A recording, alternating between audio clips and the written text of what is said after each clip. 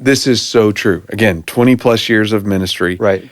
People overestimate what an hour with the pastor will do and underestimate what being with God's people weekly, vulnerable, here's how I need help. They underestimate that. And so, I mean, we're all shaking our heads right now because people think that an hour with a pastor is going to solve it. And we will, to the best of our ability, meet with you, pray with you, but it's kind of like saying, I broke my back, but I'm just going to go see the doctor once. No, you're going to have to get in a cast. Then you have to go to rehab. Right.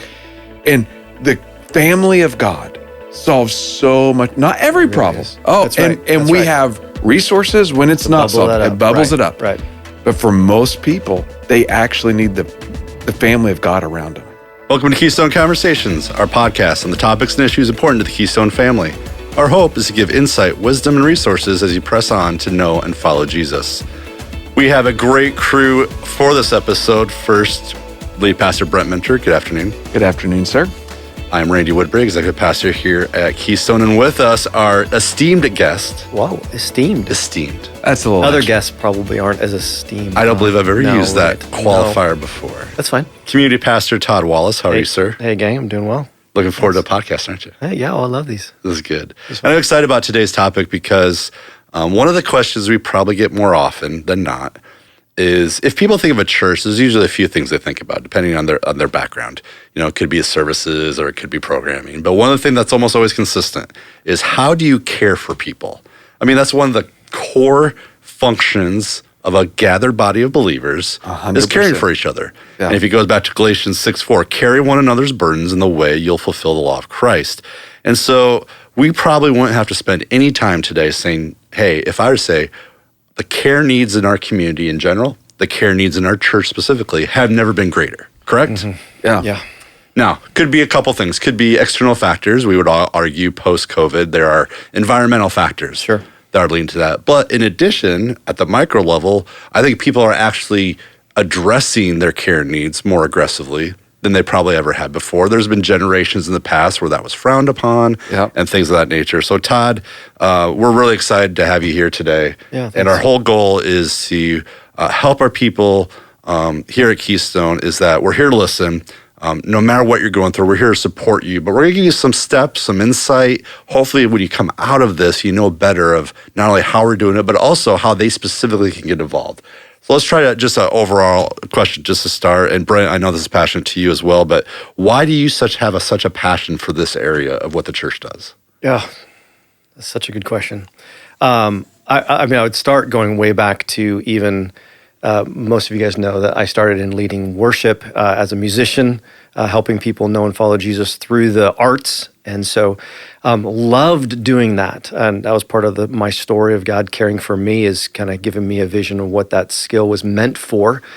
And so to give honor to him instead of honor to myself, which is what I wanted to. But what I loved about that was that leading from the stage, God uses the arts to care for people, to shepherd, to align our affections towards what is infinitely glorious himself. And so I loved that aspect of what I did. But what I realized is that the music was great. I loved the music, but I ended up that my passion for helping people was actually stronger than even my passion for creating the worship set just right. And so I think what ended up coming out, I love the shepherding people to delight in the infinitely delightful in God. And so caring is really one of the main shepherding, and there's lots of different ways you can say it, but I think just seeing the ability to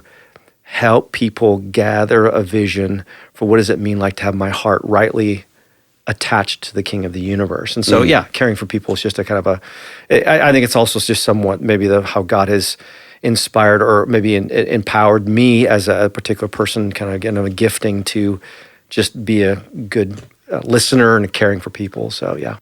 And Brent, there's a lot of overlap there with not only how you personally are passionate about this, but how you incorporate that into the vision of Keystone as well. Yeah, I think, you quoted the Galatians passage. A passage that you can't ignore as an elder of a church is, I think it's 1 Peter 5:8. And if it's not, someone will correct me on the internet. Shepherd the flock of God among you. Mm-hmm. And certainly when we think of shepherding, for me at least, that concept and that word in the scriptures is certainly the care, the guiding, the being in with people. And so for us, when we think of shepherding, we often think of that word care. And so for us to be a church of any level and not care for people, in fact, I think it's even more on us in a fast-growing context and also in a church that does live by vision. Sometimes when you have a strong mission and a strong vision, you can ignore care of people. And if you come back into some of the strategic documents that we work on behind the scene of the way we're caring for things, we often clearly articulate caring guidelines and goals and what we're expecting, because when you're growing and moving and sending as much as we do, we could ignore that, and that would be it would be against the bride of Christ. Right. But it could also really hurt people. So it's always been something that's tagged into the vision of what we want to accomplish in this place is the care of folks. Right. Mm-hmm.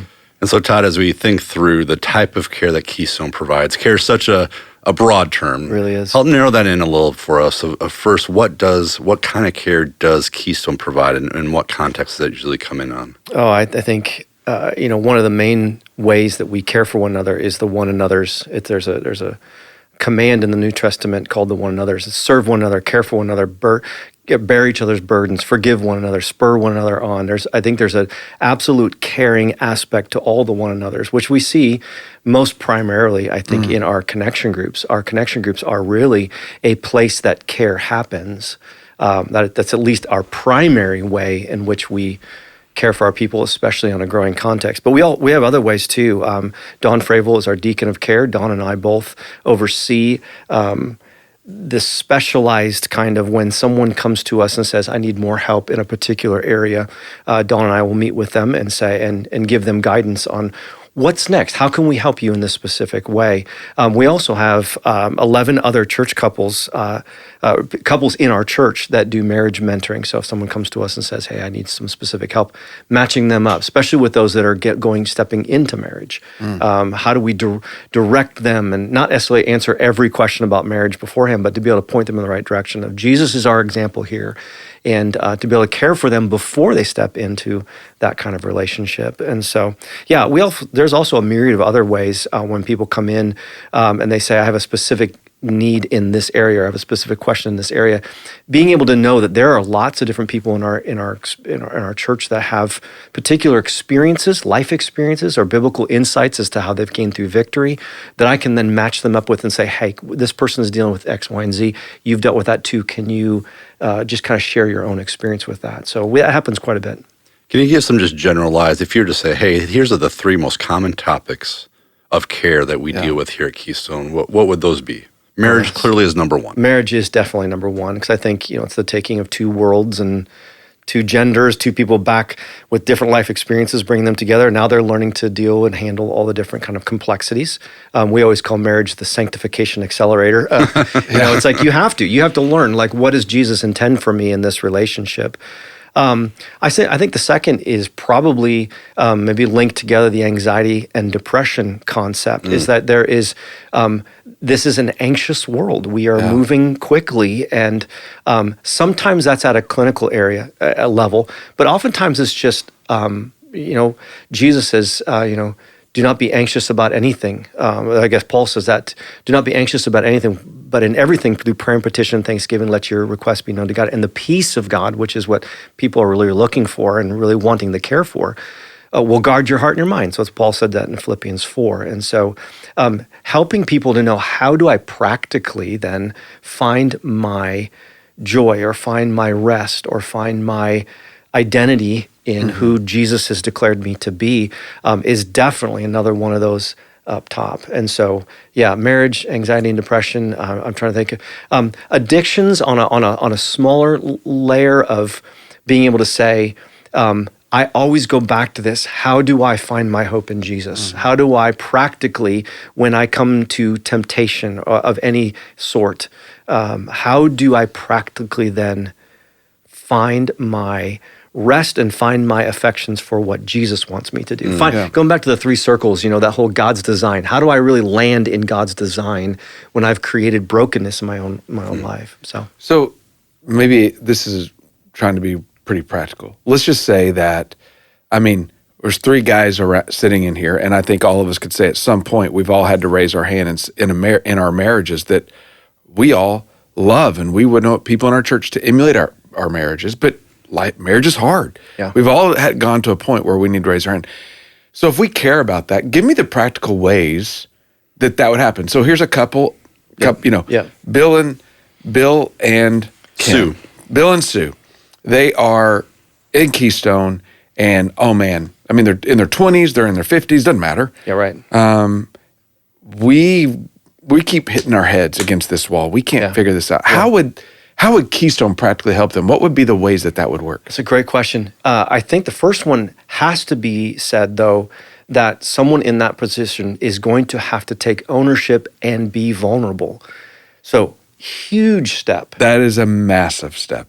And so we're not going to be able to help. And obviously we all find this to be true, is that we're willing to help our church, but oftentimes people are not willing to ask for help. So that's a really important step. Second step is being a part of biblical community is a critical part of that. So you're going to have to be vulnerable in that environment too and say, hey guys, we're actually dealing with some things in our marriage.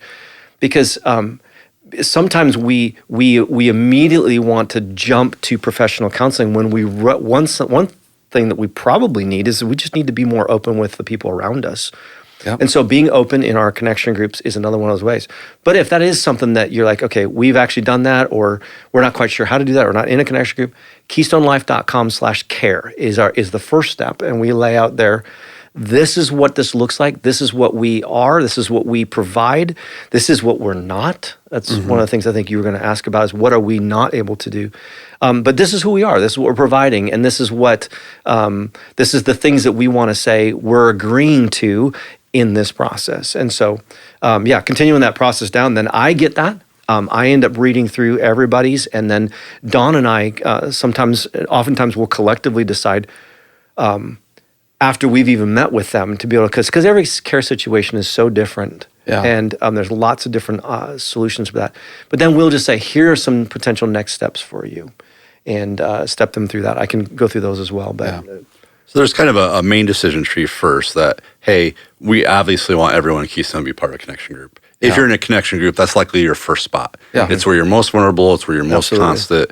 And then so is that always the connection group leader's responsibility to solve those? Or is there a process in place to help, hey, this is a heavy, legit situation. Yeah. What's the process when we deal with that? Great question. One of the key things that we do, especially in the first year of developing our leaders as connection groups, is to communicate to them what's not their responsibility. And because honestly, our leaders are wondering about those kinds of difficult situations. What happens if someone comes and says, my marriage is falling apart? But we say, with no uncertain terms, there are 3 kind of columns of care. And when they're small and normal and discipleship kinds of things, our connection group leaders are well equipped to help people know and follow Jesus and to ask the question, what does the scriptures really say? But there comes a time in which, if anything really outside of that comes up, what they do is they say, you know what, this is not our main responsibility. We're going to reach out to what we have as our support team. Yeah. Our support team then is then able to use their discernment to say, yeah, this is actually something we need to call our pastors in. And then I'll jump into that situation and then carry on that same kind of care request. Yeah, I think that care process. Todd, I've loved that maturation, the maturity of our connection groups in there, because as a connection group leader, you're on the front lines of figuring out if a marriage is bad. And a lot of marriages are just having a bad week, and they just need someone to pray for them and talk it out, and it's great. Yeah. And then there's a lot that it's like, there's decades of stuff buried under here that we've got to really work out. And so that we try to help our connection group leaders see that and know what the next step is, so that a connection group leader that's been married 3 years isn't trying to solve a decade of dysfunction. Correct. And that by extension, actually, that pertains to me as well. I am a pastor of 30 years of experience helping people know and follow Jesus, but there's also times in which it's not my main role because I'm not a professional counselor. I'm not licensed by the state of Iowa. And so we just have this ongoing kind of principle of understand what is within the realm of care for our connection group leaders, our support team, or even our pastors. And so to recognize what's the handoff look like. So let's talk to that. Give me one more step on that. What will we not do? Because I think this is helpful to say, hey, there is a realm of things that we're absolutely ready to do. But also we also realize, back to your point about licensed care, there's also a set of things that we will partner with others to do because it's a much different type of problem. Yeah, correct. One of the ways we framed it is when it comes to present day issues and things looking forward, really it's one of the things of discipleship is like, in my current situation, what does it look like to handle what God is bringing to me now, the challenges I have in my life or the issues I have in my life? Handling those and looking forward, how do we put those things in place is really the definition of discipleship. When we talk about counseling, we're looking at things looking back. We're looking at say, back when I was a child, these things happened, or I had this in a previous relationship that was very hurtful, and I'm bringing that into my marriage or into my roommate situation, whatever it may be. That, we would say, is for a professional counselor. They are trying to understand and weave together or look at the story that has maybe been going on in your life so that they can properly kind of diagnose that.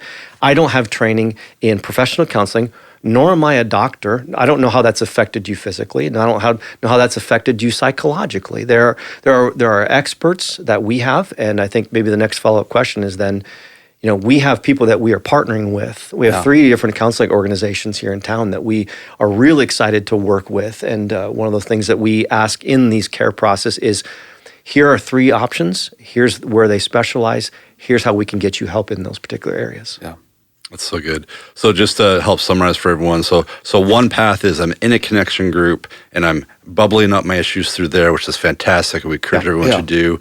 Also, they can go online. They can just request help that way. We have a lot of people that aren't in connection groups or just kind of tangential to our community. That's a great way. You have the support team involved, but walk me through, how are the elders involved? How are they just only aware of the worst about it, or is there a regular routine where we get involved with that? It's a good question. One of the things that Brent, you put in place, maybe it was Randy, I don't remember which one it was for you guys. I saw another church do it, and I'm like, well, that's dumb. We don't do that. We keep track then of, these are the things that I'm a part of in terms of caring for people. And we don't do that for any kind of public realities, but we want to keep track of a care list. Even I think the Apostle Paul even talked about that, of kind of tracking the people that are in your care. And so once a month, I bring that to the elders, and we routinely will pray through this list of things in our church because we want to be actively involved. And then what we do is, if there's somebody that has a natural connection with anybody in there, reach out. How are you doing? How can we help you? How can we help progress God's healing within your soul? And so, and obviously we're available to shepherd as we are. That's our job, to shepherd any of those kind of situations as they come up. So good. Let's take a few moments and talk about size dynamics, because I think this is one of the interesting areas that people don't readily go to. When we talk size dynamics, we talk about, you walk into our building, you look into our parking lot. I was just told we had cops watching our exit on Sunday in terms of the amount of volume of exit. The numbers are large for many people. And so the first thing they say is, wow, there must be a lot going on. And to that we would say, sure. Yeah. But with that, it might feel like everything is just going downhill in terms of, if you're a church of 200, and we've used this example before, and I think it's helpful. If you're a church of 200, let's say 10% of the church is struggling with something, that's 20 people. If you're a church of 2,000 and 10% of the church is struggling, that's 200 people. Significant difference. Right. And so there's a scope of that. And so how has that played into it? Because I would argue, here's my theory. I would say there is no way we can know of every problem here at Keystone. Right. Mm-hmm. Physically impossible. However, when we do know about a problem, I'm just as confident saying is we try to get involved with it to the best of our abilities. Yeah. Walk me through how you've seen that over the years, especially in Keystone's life at both of your levels, in terms of size dynamics, because you're probably going to take the marriage situation in your connection group a lot more personally than the 15 other situations. Yeah. Walk me through that. Todd, I'm going to smile. We're going to smile at this because 2016, we're building into Keystone Church from Cornerstone Church of Ankeny, and we built that whole year. We were so excited. Yeah. July 1st, we're Keystone Church, and we began to grow. I don't know if you remember the fall of 2017, but it felt like our pets' heads were falling off. Like, Reference to a movie that you may or may not watch. Yeah. Right. But do you remember that? Of course. Like, all of a sudden, there were all these marriage problems. There were all like, will you marry us? I think we had 74 marriage requests. Yeah. There's in like, October. In October. Yeah. And it was just me and Todd back then. Yeah. And I remember, and it felt like we were dying, but the reality is we had just grown numerically, and we actually had like, what's going on? And we had to put some processes in place to ensure. So funny you're bringing that up because I'll never forget that fall. We were underwater. Yeah, it is. It's the ongoing. I mean, even now, but we're also thinking about 10 years from now, how are we going to answer that question? And I think you said it right, that we're going to do and care at the appropriate level with every situation that we possibly can. But I do think it reinforces the connection group thing. And in this way, is that Ephesians 4:11 and 12, Paul's talking to the Ephesian church, and he's saying, hey, we've equipped you, some to be apostles, prophets, evangelists, pastors, shepherds, and teachers. But why? Why are those things in place? It's for the equipping of the saints for the work of service. And so what we see there is that ministry was supposed to be something that we all share. So as we start thinking about how do we care well at the scaling level that we are and the growth level that we are, we know that we have to equip others to do that. And I think maybe one of the misperceptions is maybe walking into a church like this, well, how can I know the 4 pastors that are on staff? The answer is you can't. But I think it's because we've misequated that, well, how am I going to be cared for? Right. Yeah. Well, the answer is that we're not going to be necessarily, it's a perception that you're not going to be cared for in a large church. And we want to say, no, that's actually not true. We're going to equip the saints to do this. And so, and I think it's probably also a misunderstanding that I can't get help unless I talk to one of the pastors. Yeah. Todd, this is so true. Again, 20 plus years of ministry. Right. People overestimate what an hour with the pastor will do and underestimate what being with God's people weekly, vulnerable, here's how I need help. They underestimate that. And we're all shaking our heads right now because people think that an hour with a pastor is going to solve it. And we will, to the best of our ability, meet with you, pray with you, but it's kind of like saying, I broke my back, but I'm just going to go see the doctor once. No, you're going to have to get in a cast. Then you have to go to rehab. Right. And the family of God solves so much, not every problem. Is. That's right. And we have resources when it's not solved. It bubbles it up. Right. But for most people, they actually need the family of God around them. I think that's right. I think the 4 things that I said we will do in terms of our caring, to be a listening ear, to pray, to give wise counsel, and routinely check in. That is something we will do in our care process, but it's best done in a living room where people know who you are and can pray for you and listen for you and give you wise counsel and routinely check in. It's that when we feel like we've been seen and we're not alone in our suffering in this world, that's when most of us would say, I do feel like I was cared for. And I think this would be a good time for us. I know it's forefront in all 3 of our hearts. Just an additional public thank you to our connection group leaders for the absolute yeoman's work, day in, day out, week in, week out, that they do to make this possible. Yeah. Because you're right, it could just be a limited number of people, and you could actually use a formula to see exactly how many you can help. Yeah. But versus our army of connection group leaders faithfully serving every week, it's just such a blessing that we have that. Yeah. You guys are rock stars. It's awesome. So, Brent, as you think through this, and we're doing some planning in our next vision, and that obviously there's always numbers and there's always things to talk about, but how does care fit into, as you look forward 7, 8 years? Think about what we could be. How does care fit into that as such a vital part of our vision? I think, it's such a big question, Randy. A couple things come to mind. Number one is we are doubling down on the need for connection groups. Mm-hmm. And one of the reasons is we have a strong conviction that we should equip the saints for the work of ministry. Mm-hmm. We also have just the real nuts and bolts of meeting with Todd one time is not going to solve 10 years of marriage problems. And so practically, we feel that. And so it's so important that we get people in connection groups because that's the laboratory in which a lot of these things are worked out. Oh, I like Right. that. Okay, so that is our ground game. Like you want to talk about how do we affect the masses? That's it at a fell swoop.